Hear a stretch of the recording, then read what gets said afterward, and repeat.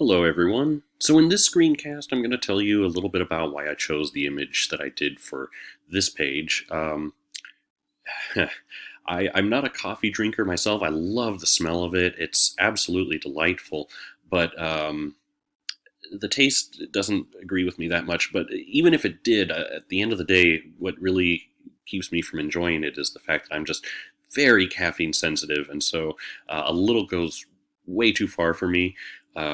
And while this poem that I wrote on this page wasn't inspired by a night where I made the mistake of drinking coffee really late, that feeling is certainly something that I know is understandable, and it just seemed to fit really well with the overall theme that I was going for there. And so I thought, well, how else to get that sense of heart racing nervousness that somehow comes around, and this just seemed to fit, so I went with it.